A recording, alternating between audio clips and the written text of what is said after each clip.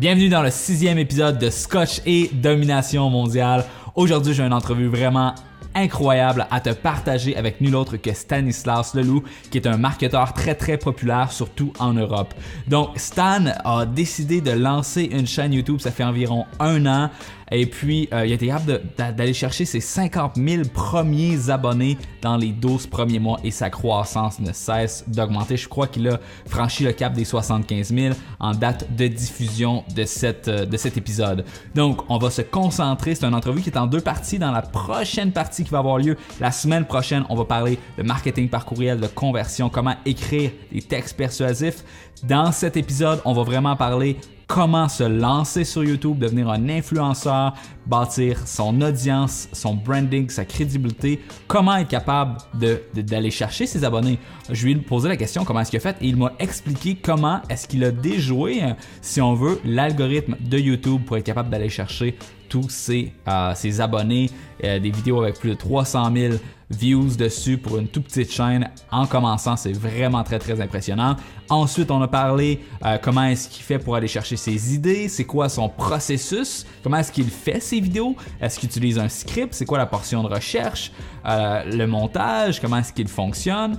Ensuite de ça, on a parlé de son équipement. Est-ce qu'il était obligé d'avoir une caméra à 5 000 $ pour être capable de faire une bonne vidéo sur YouTube? La réponse, c'est non. Il te dit exactement qu'est-ce que lui, il utilise pour sa caméra, pour son son et honnêtement, ça risque de te surprendre parce qu'il n'utilise pas du si bon équipement que ça et le résultat est très formidable. Donc avec quelques compétences de base en vidéo, on est capable d'avoir un résultat plus qu'acceptable et même très bien. Fait que, écoute, je n'en dis pas plus long, c'est vraiment du très bon contenu. Et c'est définitivement des conseils que nous, on va utiliser à la tranchée dans notre création de contenu pour le futur et j'espère que tu vas en retirer autant de valeur que moi j'en ai retiré lors de cette entrevue. Bonjour à tous, je suis présentement avec Stanislas Leloup qui a également plusieurs podcasts, Marketing Mania et Nomade Digital Podcast. Tu as également un blog et site web, encore une fois sous le nom de Marketing Mania et une chaîne YouTube que tu as démarré, ça fait environ 1 an et tu es maintenant rendu à plus de 50 000 abonnés. What the hell? Comment est-ce que tu as réussi à tirer un coup comme ça? C'est arrivé assez étonnamment. La courbe sur YouTube, elle n'a pas du tout été progressive. Au départ, je publiais des vidéos qui fonctionnaient plutôt bien. J'en publiais 1 par semaine et je faisais plusieurs centaines de vues, après un petit millier de vues. J'étais à 3 000, 4 000, 5 000 abonnés, ça progressait doucement.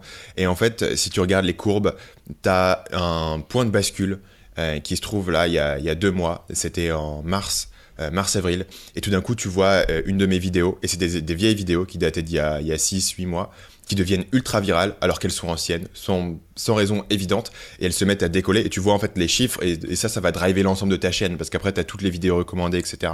Donc ouais, tu vas voir sur ma chaîne, Marketing Mania, tu verras qu'il y a 2 vidéos, il y en a une qui a plus de 400 000 vues, il y en a une qui a plus de 300 000 vues.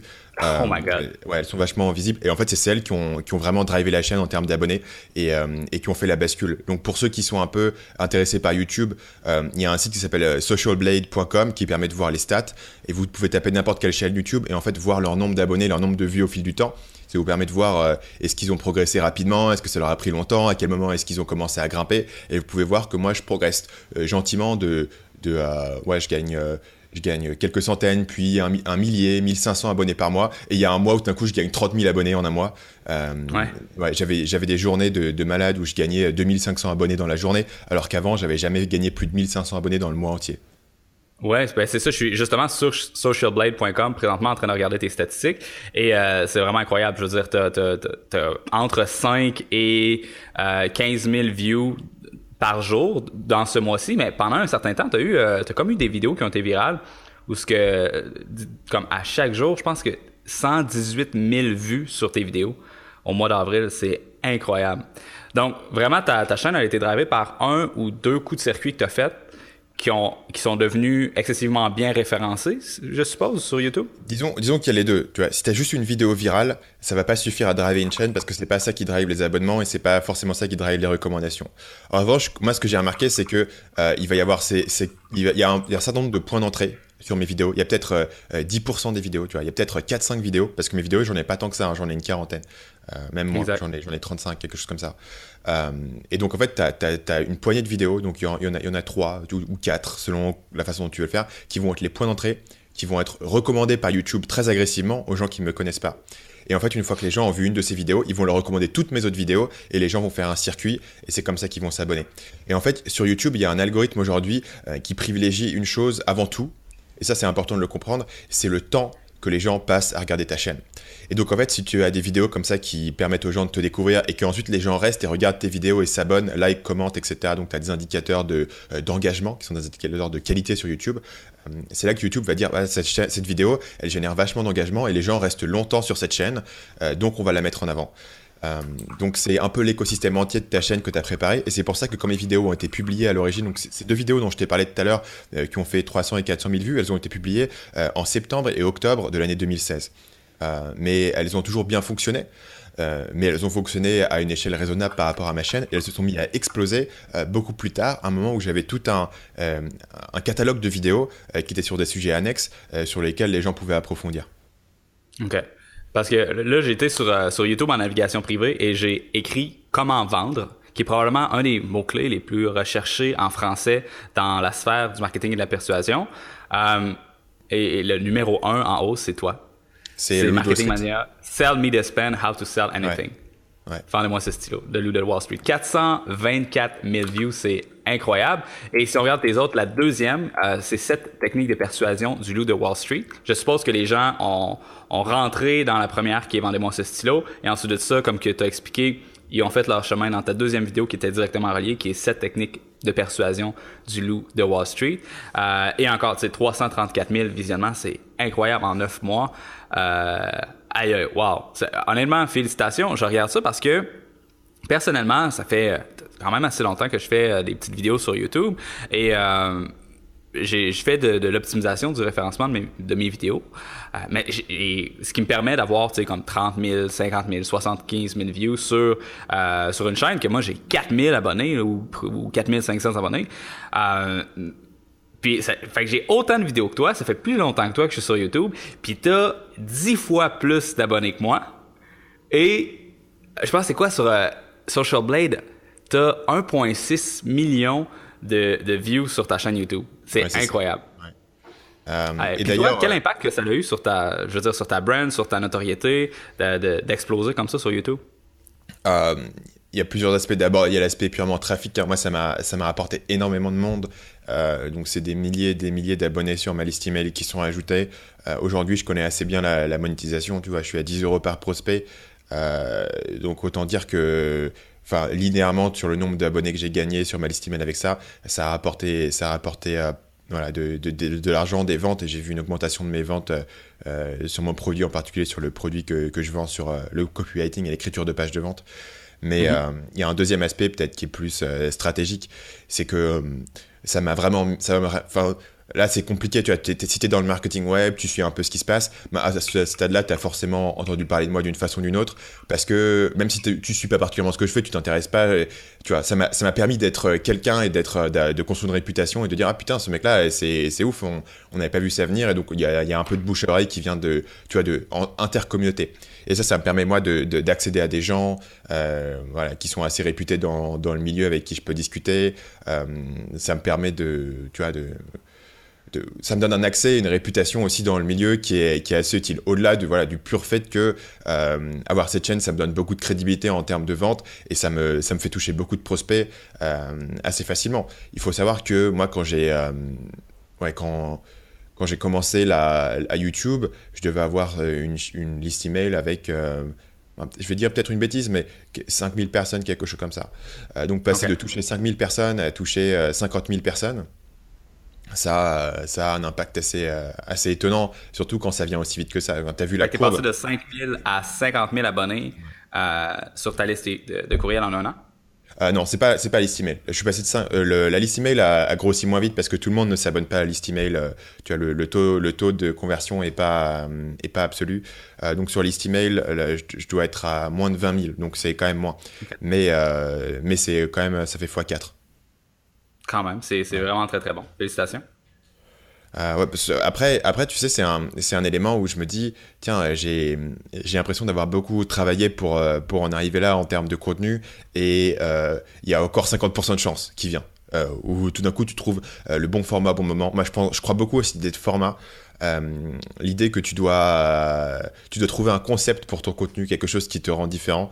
Moi, c'est quelque chose auquel j'ai toujours énormément cru. J'ai beaucoup cherché mes formats sur le podcast et ensuite sur la vidéo, et j'ai fini par trouver ce truc, tu vois, qui touche un nerf, qui arrive au bon moment, au bon endroit. Et après, il faut dire évidemment que quand tu utilises un film comme Loup de Wall Street, ça aide encore plus les gens à rentrer dans ta vidéo parce qu'ils ont déjà un élément qu'ils connaissent. Donc tu vois, il y a un peu différents ingrédients qui sont arrivés au truc et qui ont fait exploser la chaîne. Donc j'en suis très content, j'en suis super fier parce que j'ai vraiment beaucoup bossé sur la chaîne YouTube. J'ai beaucoup, en termes de stratégie, j'ai beaucoup investi de temps et d'énergie pour faire ces vidéos parce qu'elles prennent très longtemps.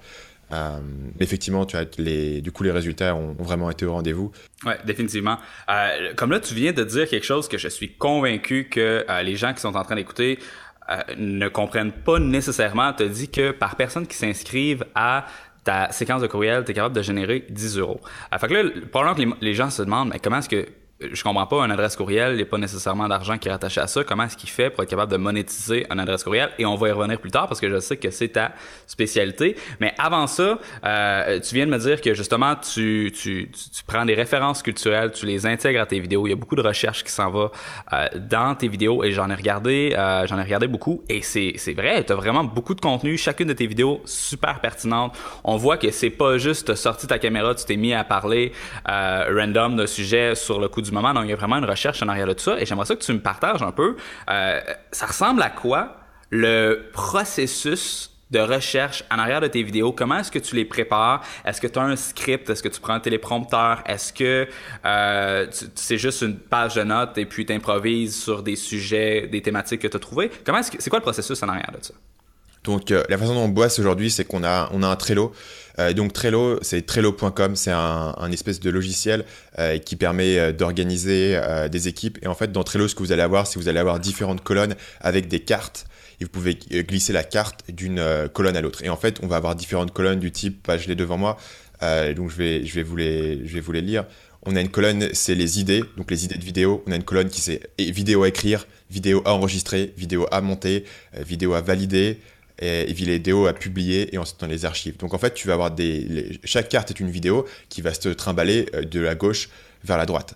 Et donc j'ai un process comme ça qui est bien organisé, et à un moment donné, aujourd'hui, tu vois, je sais qu'il y a 2 vidéos qui sont écrites mais qu'il faut enregistrer. Il y en a une qui vient d'être publiée, donc je peux un peu piloter mon système comme ça. Et moi, je m'occupe de toute la partie aujourd'hui qui est de la recherche, de l'écriture, de l'enregistrement.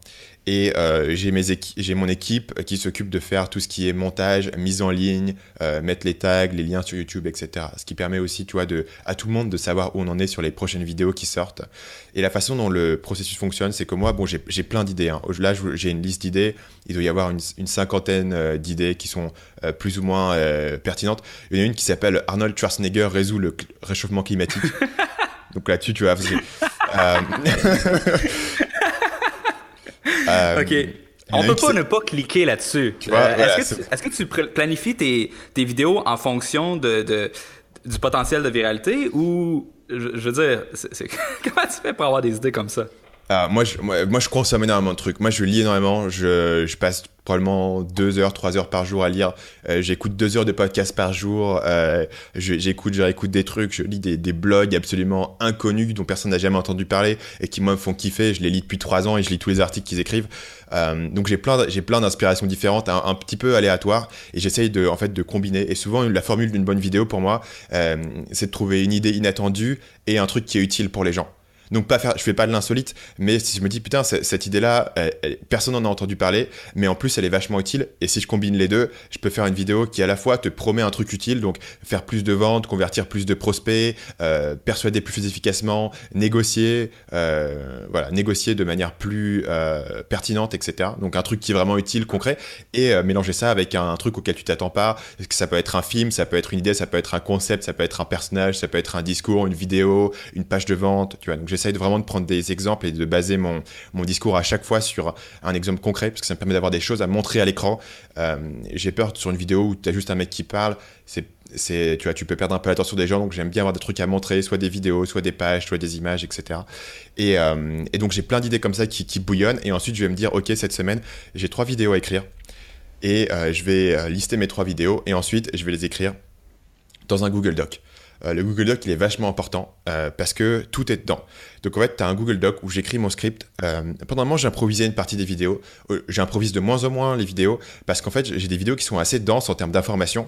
Et je me suis aperçu que si j'improvise, tout d'un coup, ta vidéo de 12 minutes, comme t'es pas aussi efficace pour dire exactement ce que tu veux, elle s'étend et maintenant elle dure 18 minutes. Donc pour garder mes vidéos à la fois très denses mais pas trop longues, j'écris mes phrases pour que le mot parfait soit choisi, pour que j'ai pas besoin de me répéter, pour que j'ai pas besoin de réfléchir à mes mots, etc. Donc elles vont être écrites.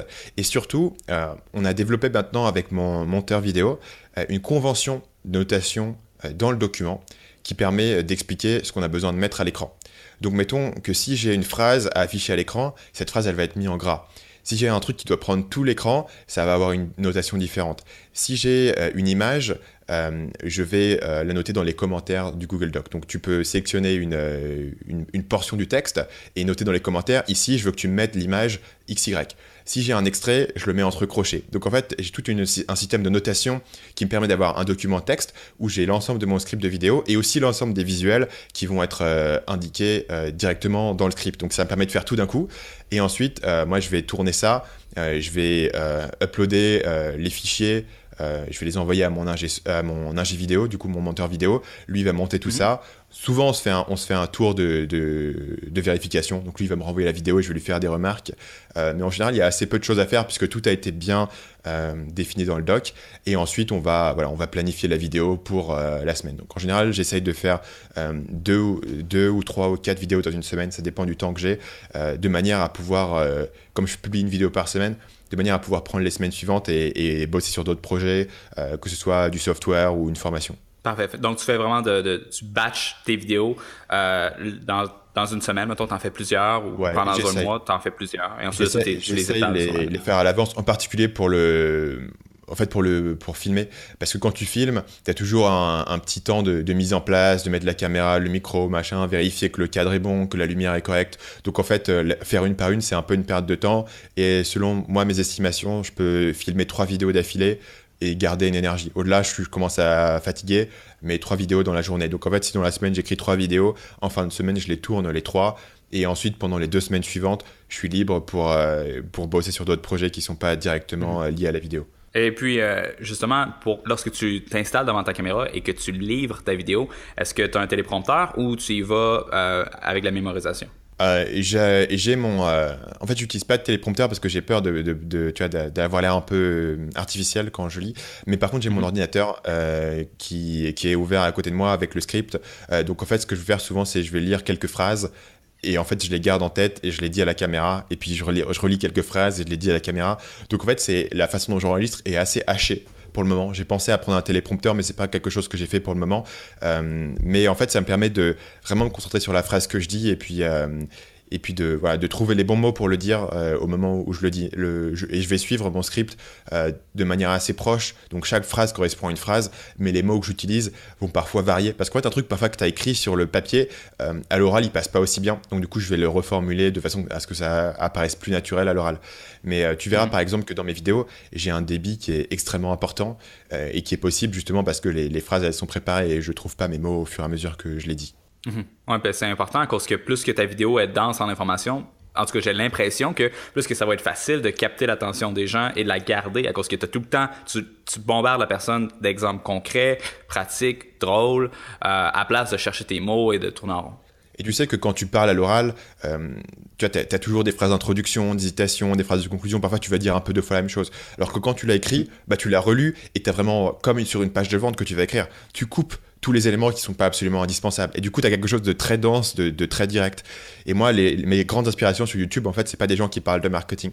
C'est des gros YouTubeurs américains. Tu vois, mais j'ai beaucoup regardé un gars comme PewDiePie, des mecs comme H2H3 Productions, tu vois, des YouTubeurs humour. Et j'ai regardé comment est-ce que eux filment, comment est-ce que leur truc est construit, comment est-ce que c'est monté. Alors, je monte pas de la même façon que PewDiePie avec des effets spéciaux dans tous les sens, mais c'est un peu avec ça que je me mesure. Et je me dis, les gens sont libres de regarder PewDiePie ou de regarder Marketing Mania ou de regarder en France un gars comme Cyprien ou un truc comme Le Rire Jaune que j'aime beaucoup.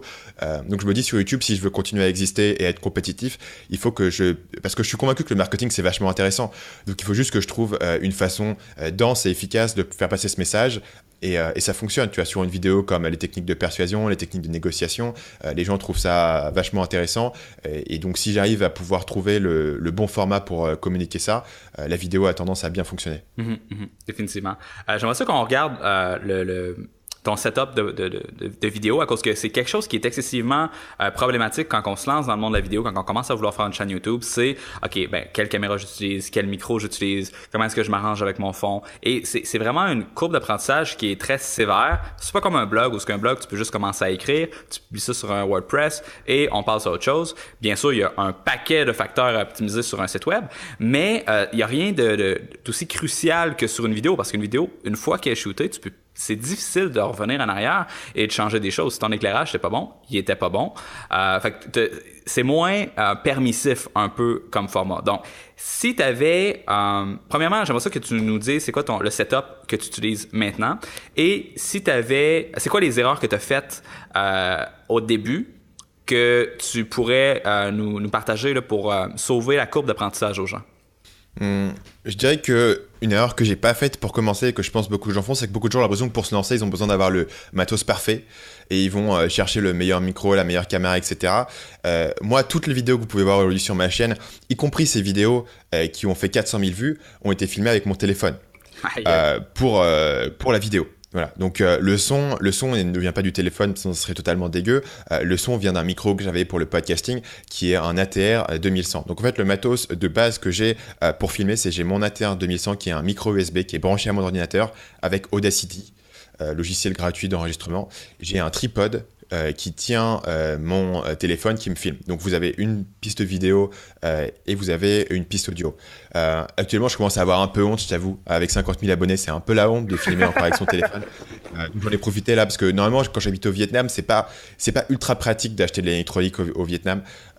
Donc là, je vais profiter d'être de passage en France pour quelques semaines pour investir et pour acheter un réflexe en bonne et due forme. Donc je vais passer sur un Canon 70D, voilà, qui est un peu il me semble que c'est la caméra que toi aussi tu utilises. Ouais, c'est ça, j'ai utilisé longtemps le 70D, qui est vraiment une bonne caméra pour justement faire de la vidéo, à cause que premièrement, elle est abordable, deuxièmement, tu as l'autofocus qui te suit continu. Avant, j'avais un Rebel T3i qui est les DSLR d'entrée de gamme de Canon, et puis malheureusement, quand on prend des entrées de gamme dans les DSLR, c'est qu'ils n'ont pas l'autofocus continu sur la vidéo, c'est-à-dire que que tu bouges un peu, tu perds le focus. Donc moi, ça faisait en sorte que c'était vraiment long de faire mes vidéos. Des fois, je faisais des vidéos complètes où j'étais hors focus, fait qu'il fallait que je recommence au complet. Quand je suis passé sur le 70D, ça a complètement changé ma vie. Honnêtement, c'est un très très bon appareil.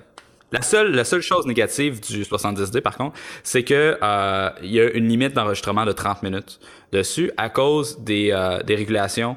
Je pense que c'est au niveau des douanes d'importation en Europe. Si un appareil photo peut enregistrer pendant plus de 30 minutes consécutives, c'est traité comme un appareil vidéo et les douanes sont excessivement plus élevées. Donc, pour être capable de contrecarrer ça et de vendre un DSLR qui peut faire de la très bonne vidéo sous le chapeau d'un appareil photo, il a fallu qu'il impose une limite là, de 30 minutes, ce qui est dommage, mais on peut installer un truc qui s'appelle Magic Lantern sur son appareil DSLR qui va nous permettre de contrecarrer ça, mais c'est quand même complexe.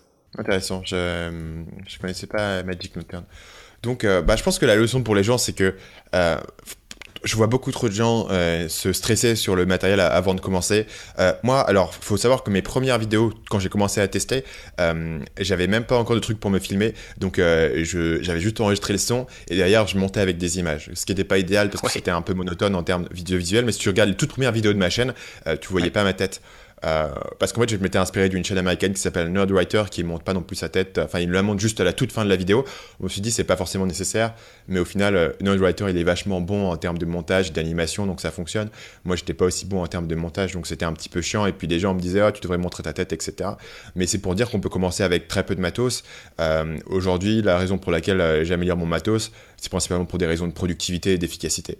C'est pour me dire, voilà, ce sera plus rapide à mettre en place, d'avoir des trucs dédiés. Voilà, je pense aussi peut-être, tu vois, récupérer un fond vert pour changer un peu mon décor, pour tester quelque chose de différent. Mais c'est vraiment accessoire et j'en ai pas eu besoin pour arriver là où je suis et j'en ai pas besoin pour continuer. Après, c'est vrai que au final, tu commences à t'intéresser de plus en plus aux outils de travail que tu as. Voilà. Je pense qu'en termes d'erreurs que j'ai pas mal fait, c'était de mal comprendre les idées d'éclairage. Tu vois, en particulier parce que la façon dont je filmais, si mon éclairage était pas bon, mon autofocus était pas bon non plus. Et donc, il y a une vidéo, il me semble en particulier, où on avait vraiment eu ce problème d'autofocus où l'autofocus se refait toutes les 5 secondes. Donc, c'est absolument horrible à l'image. Il y avait ça. Je pense que le deuxième vrai problème que les gens peuvent avoir, c'est la partie son. Donc, la qualité son est beaucoup plus importante que la qualité vidéo, je pense.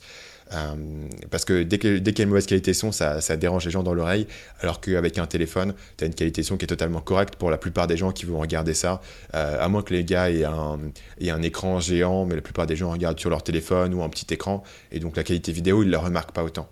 Par contre, la qualité son, tout le monde la remarque, et là-dessus, moi, j'avais pas eu trop de problèmes parce que je suis un podcasteur depuis très longtemps, donc la qualité son, j'avais l'habitude, tu vois, j'avais le matériel, c'est le truc où j'étais à l'aise. Et au niveau du montage, qu'est-ce que tu utilises pour être capable de monter tes vidéos? Je saurais pas exactement te dire parce que c'est pas moi qui monte les vidéos. Il me semble que. Comment est-ce que tu fonctionnes pour travailler pour outsourcer? Est-ce que c'est quelqu'un qui travaille à temps plein avec toi ou c'est un freelancer à qui tu délègues cette tâche-là? Il est freelance. Donc c'est un freelance. Je travaille de la même façon avec lui que je travaille avec mon ingé son. En fait, l'idée c'est moi le système, la façon dont je voulais le construire, c'est de me dire ok, je fais la recherche, l'écriture, l'enregistrement, mais une fois que c'est enregistré la vidéo, je veux plus y toucher. Donc une fois qu'une vidéo est enregistrée, je vais envoyer les fichiers. Bon, je vais quand même faire un retour sur le montage, hein, mais lui va recevoir tous les fichiers, il va récupérer ça, il va se rendre sur Trello, il va récupérer le script, dans lequel le script, comme je l'ai mentionné tout à l'heure, contient toutes les annotations nécessaires, les instructions sur le visuel. Et lui, il va faire son montage. Donc, il me semble qu'il utilise l'application sur Mac, et il me semble que c'est l'application d'Adobe, donc ça va être Premiere, il me semble. Ouais, mais Premiere Pro.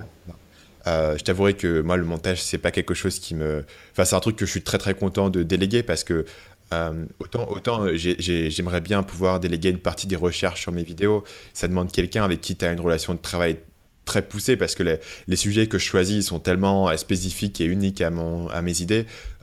Donc, c'est pas quelque chose qui fonctionne très bien. Mais par contre, toute la partie post-production, je le délègue. Et donc, en fait, tu vas avoir en général un tour de correction. Donc, en fait, lui, il met directement les vidéos sur la chaîne YouTube en mode privé. Donc, quand la vidéo est en mode privé, il va déplacer dans le Trello en disant vidéo à vérifier par Stan. Moi, je vais recevoir une notification, je vais la voir. Ensuite, j'utilise un logiciel qui s'appelle Clarify. Le site web, c'est clarify-it.com, il me semble, qui est en fait un logiciel qui permet de faire des captures d'écran et de commenter des captures d'écran. Et au lieu de faire des captures d'écran une par une, tu peux faire toutes les captures d'écran dans le même document à la chaîne, tu as un raccourci. Et donc, en fait, je regarde la vidéo, je vois un truc qui ne va pas, je fais une capture d'écran qui inclut du coup la barre de défilement. Et en disant tiens ici il faudrait que tu changes ça, et je lui mets un commentaire dans le document et en fait ce document là je lui envoie en PDF et donc il a un PDF qui liste toutes les captures d'écran de tous les moments où je voulais faire une modification avec mes commentaires, donc il sait exactement à quel moment dans la vidéo ça se trouve et en général en fait il a reçu ce truc là, il fait les modifications, il remet la vidéo sur YouTube, là on est bon, on la décale en publication et derrière j'ai un autre gars qui est mon assistant qui va passer sur la vidéo, qui va s'occuper de mettre la miniature, de mettre le titre, les tags, les liens vers les différentes ressources qu'on peut avoir. Tu as toute la partie post-production et de choisir la bonne date, de mettre les réseaux sociaux, etc. Tu as toute cette partie-là, elle est aussi systématisée. On a des procédures qui permettent de tourner, ce qui me permet moi de pas toujours être sur le dos de tout le monde à savoir quelle est la prochaine vidéo. Grosso modo, j'ai défini dans Trello les dates. Et donc, pour mes prochaines semaines, j'ai toutes les vidéos qui sont prévues. Et moi, j'ai juste à me dire, OK, il faut que je les enregistre au moins 7 jours à l'avance. Et ensuite, le process va tourner. OK, donc tu as très très bien défini tes processus et tout le monde sait qu'est-ce qu'il a à faire, à quel moment le faire, quand passer la POC à l'autre personne pour que tout le processus soit avec le moins d'embûches possible et de friction possible. Mais moi j'ai une question, parce que écoute, je fais beaucoup de vidéos aussi et j'ai regardé pour sous-traiter ces parties-là et je trouve que c'est excessivement difficile de trouver des bons freelancers qui sont abordables pour être capables de faire des vidéos. Donc ces personnes-là, où est-ce que tu as été les trouver? Sur des sites d'offres de freelance, des contacts que tu avais, où est-ce qu'une personne débute sa recherche pour se trouver des contacts dans ce genre-là?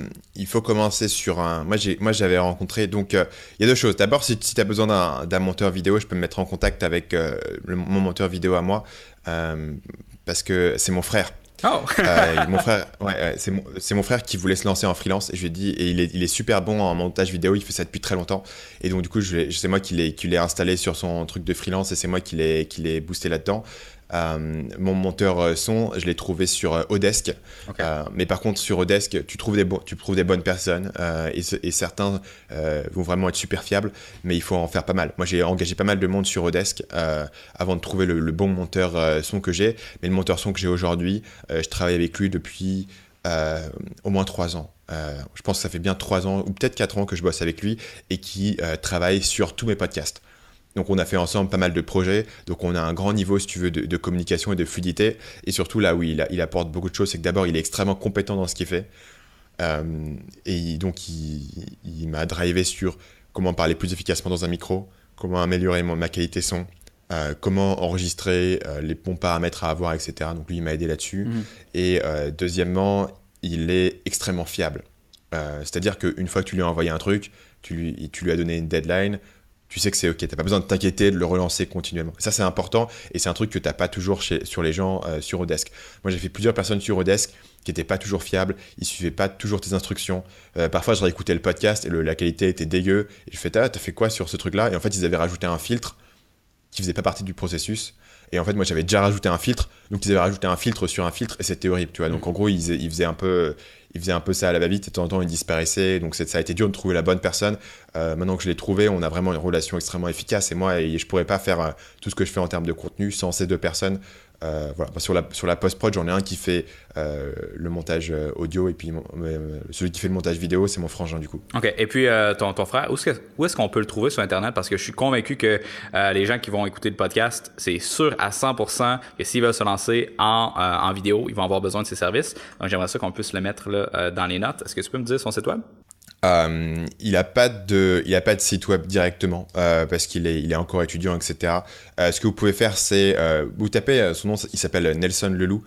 Si vous tapez son nom sur Google, vous allez tomber sur sa chaîne YouTube sur laquelle il publie ses vidéos perso et vous allez pouvoir voir que c'est vachement bien foutu en termes de qualité. Ou alors allez voir Marketing Mania et vous allez voir celui qui monte les vidéos. Et si vous voulez le contacter, le mieux c'est que vous passiez par moi, envoyez-moi un mail à stan@marketingmania.fr et puis je vous mettrai en contact avec lui. Je vais pas donner son email directement parce qu'il a quand même ses études, etc. à côté. Je sais pas combien de personnes il peut prendre, mais il m'a dit qu'il était prêt à prendre d'autres clients et que voilà, il peut faire des trucs pour vous. Il connaît très bien le process. Moi, je l'ai formé. J'ai bossé avec lui et c'est lui qui monte mes vidéos de manière très efficace. Donc, si vous avez des besoins là-dessus, probablement, vous pouvez passer par lui et envoyez-moi un mail. Donc, l'email, c'est stan@marketingmania.fr. Parfait. Fait que je vais tout mettre ça en note sur l'URL du podcast.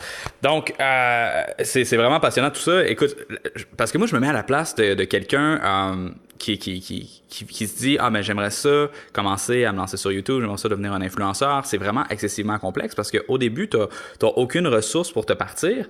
Tandis que de l'autre côté de la médaille, c'est les gens qui travaillent pour une entreprise. L'entreprise a les ressources pour engager les gens, a les ressources pour être capable d'avoir l'équipement nécessaire. Sauf que je trouve ça vraiment ironique parce que les individus ont la volonté de se partir sur YouTube, mais les entreprises ont très rarement la volonté de se partir sur YouTube à cause que la création de contenu, comme que tu le sais, c'est quelque chose qui est excessivement long, c'est relativement complexe, ça prend beaucoup de temps, ça prend un bon commitment de la part de l'entreprise.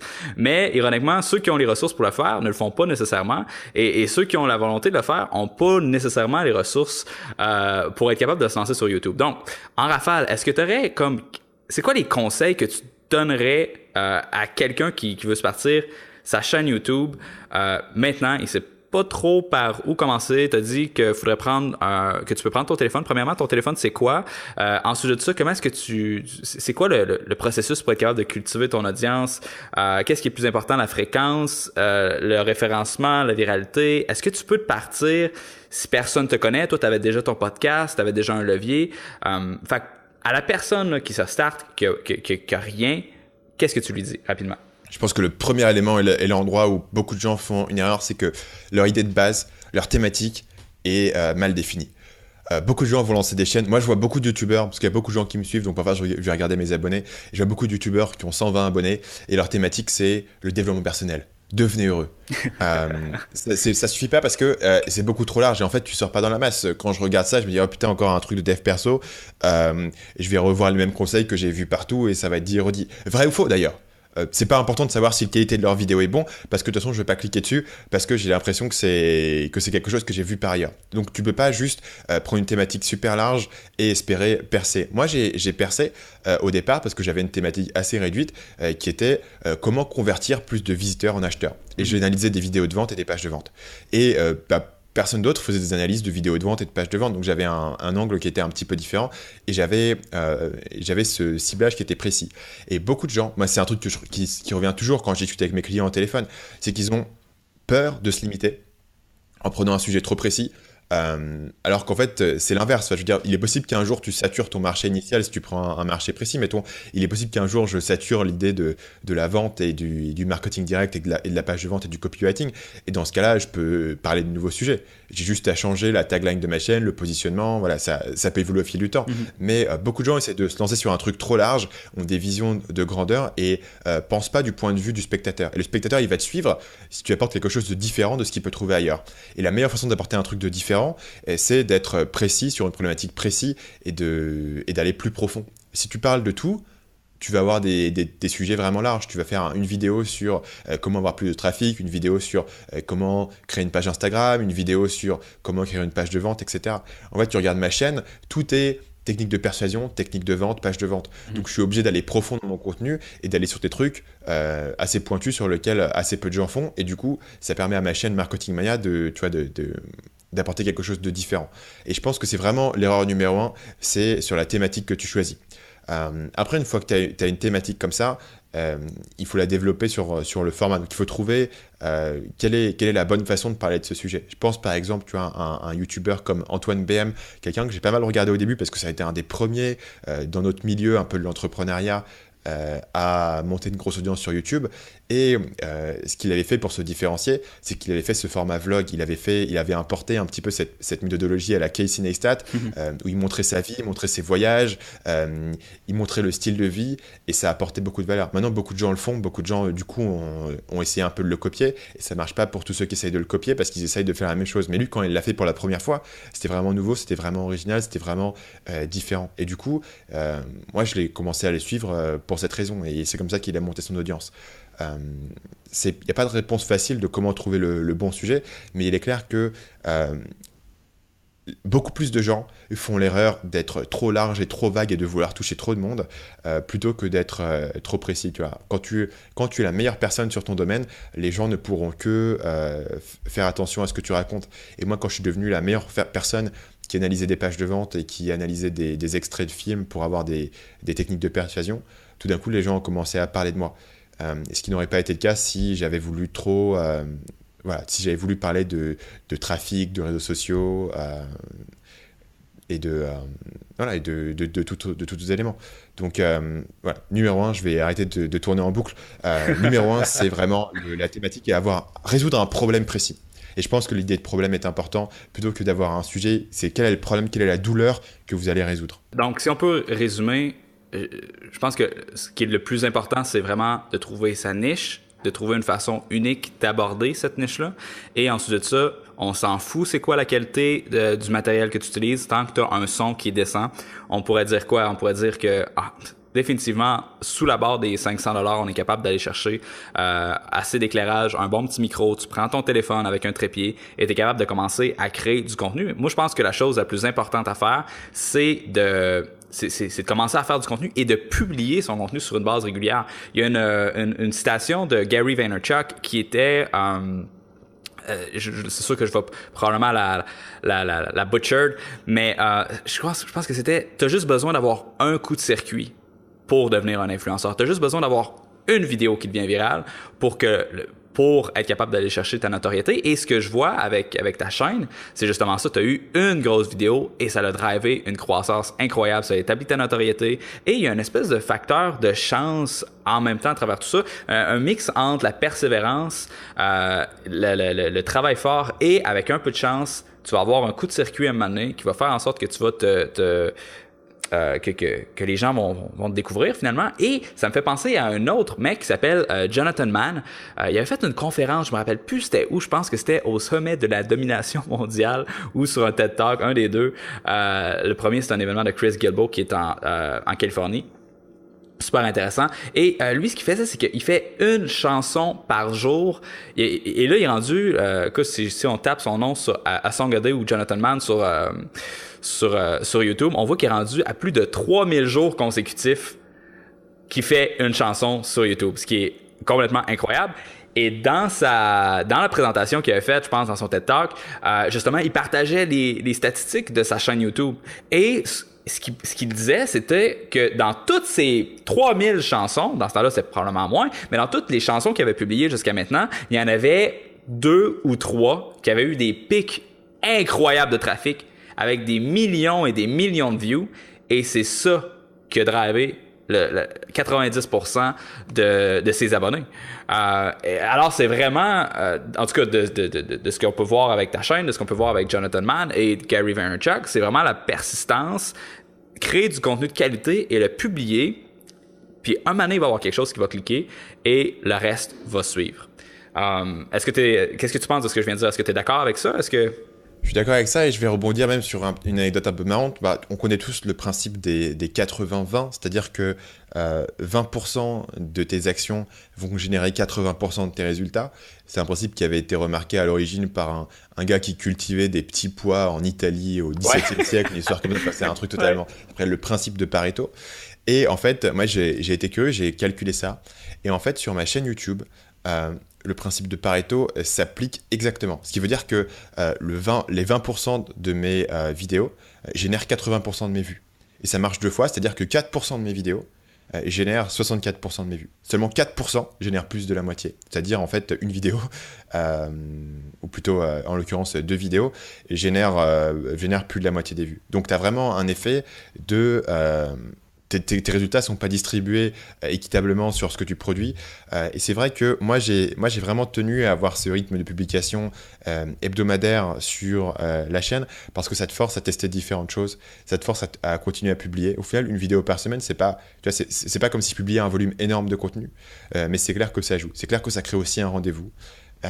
Et c'est clair que ça te force à trouver de nouvelles idées, à réfléchir à quelle sera ta prochaine vidéo et à te dire que si une vidéo fonctionne plus ou moins bien, c'est pas très grave parce qu'il y en a une qui arrive la semaine prochaine.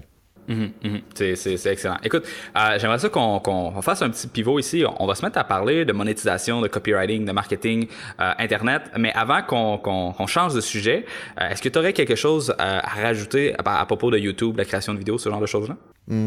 Ouais, j'ai peut-être une idée qui peut être intéressante pour les gens qui cherchent par rapport à ce qu'on a dit tout à l'heure sur la question de se différencier. Moi, j'ai cité tout à l'heure des inspirations comme PewDiePie et H3H3 Productions, qui sont des chaînes qui n'ont rien à voir avec ce que je fais. Un autre gars, c'est Nerdwriter. Et c'est pas une blague, en fait. C'est vraiment que je pense que la meilleure façon de se différencier et d'innover, c'est de prendre des idées, ou de piquer des idées, si vous voulez, de voler des idées dans un autre domaine et de les appliquer dans votre domaine, d'importer quelque chose totalement différent dans votre domaine. Moi, j'ai appliqué ça de plein de façons. Par exemple, j'ai été un des premiers en France à faire un podcast sur la séduction. Donc, j'ai apporté cette méthode du podcast dans un marché où peu de gens le faisaient. Sur la vidéo que j'ai fait sur Marketing Mania, c'est pareil. J'ai importé ce format de réaction, en fait, de commentaires sur un contenu qui est très populaire sur les chaînes humour américaines. Et je me suis dit, tiens, ça donnerait quoi si on appliquait ça au marketing et si on faisait des analyses de pages web et de vidéos de vente. Et donc, du coup, la meilleure façon de faire, c'est pas de regarder ce qui fonctionne dans votre marché, c'est de regarder ce qui fonctionne dans un marché totalement différent et vous demander, est-ce que je peux appliquer ce concept de base dans mon marché ? Donc, t'as pas besoin d'être un génie absolu. J'ai pas trouvé une idée géniale. Je me suis dit, tiens, les chaînes que j'aime bien, elles font ça. Si j'appliquais ça à mon domaine d'intérêt, qui est le marketing.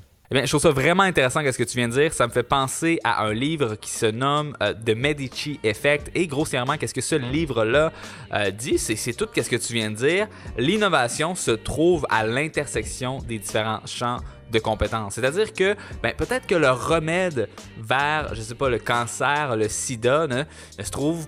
Tu sais, ça va être plus difficile de le trouver si on est une gang de scientifiques qui ont tous des gars blancs de 40 ans qui proviennent de la même place, dans la même culture. Il n'y a pas assez de matériel de base pour avoir accès à la créativité. Et c'est vraiment lorsqu'on va mélanger les cultures, on va mélanger les champs de compétences, un sportif avec quelqu'un qui vient de l'armée, avec quelqu'un qui, je sais pas moi, il fait de l'art, peu importe, ça va être en mélangeant ce type d'informations-là qu'on va être capable de réellement être créatif et d'innover. Bref, si jamais ça vous intéresse, on va mentionner bien sûr l'ensemble des différentes ressources qu'on a mentionnées dans ce podcast sur le www.latranchée.com/podcast. Vous pouvez aller regarder l'épisode avec Stan Leloup. Donc, on va prendre une pause, on va revenir et ça va être la fin de la première partie de cette entrevue. Honnêtement, c'est vraiment un wow pour tout le monde qui veut se partir sur YouTube, te donner de l'excellent contenu. Merci beaucoup pour ta contribution.